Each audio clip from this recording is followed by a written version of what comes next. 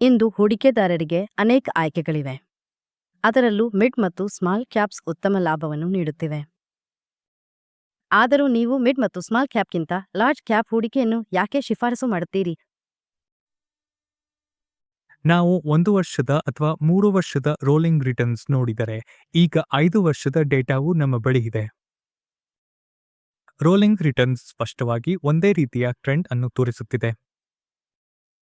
ಕೆಲವು ವರ್ಷಗಳಲ್ಲಿ ಮಿಡ್ ಮತ್ತು ಸ್ಮಾಲ್ ಕ್ಯಾಪ್ ಉತ್ತಮ ರಿಟರ್ನ್ಸ್ ನೀಡುತ್ತವೆ, ನಂತರ ಕೆಲವು ವರ್ಷ ಲಾರ್ಜ್ ಕ್ಯಾಪ್ ಉತ್ತಮ ರಿಟರ್ನ್ ನೀಡುತ್ತದೆ.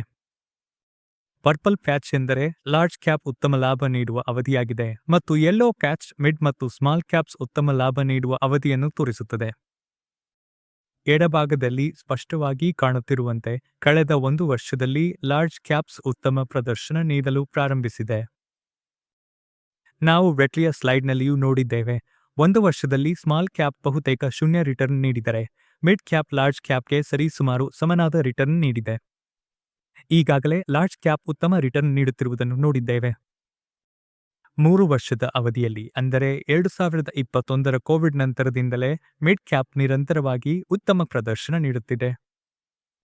ಹೀಗಾಗಿ ಈ ಸೈಕಲ್ ಪುನರಾವರ್ತನೆ ಆಗುವ ಸಾಧ್ಯತೆಯಿದ್ದು ಲಾರ್ಜ್ ಕ್ಯಾಪ್ ಮುಂದಿನ 3 ವರ್ಷಗಳ ಕಾಲ ಉತ್ತಮ ರಿಟರ್ನ್ಸ್ ನೀಡುವ ಸಾಧ್ಯತೆ ಹೆಚ್ಚಾಗಿದೆ. ಈಗ ನಾವು 5 ವರ್ಷಗಳ ಅವಧಿಯನ್ನು ನೋಡಿದರೂ ಅದೇ ಸ್ಥಿತಿ ಇದೆ. ಲಾರ್ಜ್ ಕ್ಯಾಪ್ ಹಾಗೂ ಮಿಡ್ ಮತ್ತು ಸ್ಮಾಲ್ ಕ್ಯಾಪ್ ನಡುವಿನ ಅಂತರವು ತುಂಬಾ ಹೆಚ್ಚಾದಾಗಲೆಲ್ಲ ಒಂದು ರಿಬೌಂಡ್ ನಡೆಯುತ್ತದೆ. ನಾವು 2024ರ ಕೊನೆಯಲ್ಲಿ ತುಂಬಾ ದೊಡ್ಡ ಅಂತರವನ್ನು ನೋಡಿದ್ದೇವೆ. ಅದೇ ಸಮಯದಿಂದ ಅಂದರೆ ಕಳೆದ 1-1.5 ವರ್ಷದಲ್ಲಿ ಅಂತರ ನಿಧಾನವಾಗಿ ಕಡಿಮೆಯಾಗುತ್ತಿದೆ. ಆದರೂ 5 ವರ್ಷದ ರೋಲಿಂಗ್ ರಿಟರ್ನ್ಸ್ ನೋಡಿದರೆ ಇನ್ನೂ ಸ್ವಲ್ಪ ಸುಧಾರಣೆಗೆ ಅವಕಾಶವಿದೆ. ಮಿಡ್ ಮತ್ತು ಸ್ಮಾಲ್ ಕ್ಯಾಪ್ ಸ್ವಲ್ಪ ಸಮಯದವರೆಗೆ ಉತ್ತಮ ಪ್ರದರ್ಶನ ನೀಡಿದ ನಂತರ ಅವುಗಳ ರಿಟರ್ನ್ಸ್ ಸಾಮಾನ್ಯವಾಗಿ ಮಧ್ಯಮವಾಗಿರುತ್ತದೆ. ಈಗ ಟ್ರೆಂಡ್ ಲಾರ್ಜ್ ಕ್ಯಾಪ್ ಕಡೆಗೆ ಮರಳುತ್ತಿದೆ. ಮೌಲ್ಯಮಾಪನ ಕೂಡ ಲಾರ್ಜ್ ಕ್ಯಾಪ್ ಮಿಡ್ ಮತ್ತು ಸ್ಮಾಲ್ ಕ್ಯಾಪ್ಗಿಂತ ಸ್ವಲ್ಪ ಉತ್ತಮವಾಗಿದೆ ಎಂಬುದನ್ನು ತೋರಿಸುತ್ತಿದೆ ಎಂದು ನಾವು ಭಾವಿಸುತ್ತೇವೆ. ಈಗ ನಾವು ಅಪಾಯ ಹೊಂದಾಣಿಕೆ ಆಧಾರದಲ್ಲಿ ನೋಡಿದಾಗಲೂ 5 ವರ್ಷದ ಸರಾಸರಿ ರೋಲಿಂಗ್ ರಿಟರ್ನ್ಸ್ ಲಾರ್ಜ್ ಕ್ಯಾಪ್ನಲ್ಲಿ ಸುಮಾರು 12.6% ಆಗಿದ್ದು ಇದು ಸ್ಮಾಲ್ ಕ್ಯಾಪ್ನ 13.7% ಮತ್ತು ಮಿಡ್ ಕ್ಯಾಪ್ನ 16.3% ರಿಟರ್ನ್ಸ್ಗಿಂತ ಕಡಿಮೆಯಾಗಿದೆ. ವಿಷಯ ಏನೆಂದರೆ ಅಪಾಯ ಹೊಂದಾಣಿಕೆ ಆಧಾರದಲ್ಲಿ ಶಾರ್ಪ್ ರೇಷಿಯೋ ಸ್ಪಷ್ಟವಾಗಿ ತೋರಿಸುತ್ತಿರುವಂತೆ ಲಾರ್ಜ್ ಕ್ಯಾಪ್ ಮಿಡ್ ಮತ್ತು ಸ್ಮಾಲ್ ಕ್ಯಾಪ್ಗಿಂತ ಉತ್ತಮ ಪ್ರದರ್ಶನ ನೀಡುತ್ತದೆ. ವಾಸ್ತವವಾಗಿ ಆಗ ಸ್ಮಾಲ್ ಕ್ಯಾಪ್ ಅತ್ಯಂತ ಕಳಪೆ ಪ್ರದರ್ಶನ ನೀಡುತ್ತದೆ. ಹೀಗಾಗಿ ಅಪಾಯ ಹೊಂದಾಣಿಕೆ ಆಧಾರಿತ ರಿಟರ್ನ್ಸ್ ಕೂಡ ಲಾರ್ಜ್ ಕ್ಯಾಪ್ನಲ್ಲಿ ಬಹಳ ಉತ್ತಮವಾಗಿ ಮುಂದುವರಿಯುತ್ತದೆ. ಸರಳವಾಗಿ ಹೇಳುವುದಾದರೆ ಮಾರ್ಕೆಟ್ ಕುಸಿತದ ಸಮಯದಲ್ಲಿ ಮಿಡ್ ಮತ್ತು ಸ್ಮಾಲ್ ಕ್ಯಾಪ್ಗೆ ಹೋಲಿಸಿದರೆ ಲಾರ್ಜ್ ಕ್ಯಾಪ್ ಉತ್ತಮ ಪ್ರದರ್ಶನ ನೀಡುತ್ತದೆ ಮತ್ತು ಬಂಡವಾಳವನ್ನು ರಕ್ಷಿಸುತ್ತದೆ. ಕೆಲವು ವರ್ಷಗಳಿಂದ ನಾವು ಒಂದು ವಿಷಯವನ್ನು ಹೈಲೈಟ್ ಮಾಡುತ್ತಿದ್ದೇವೆ.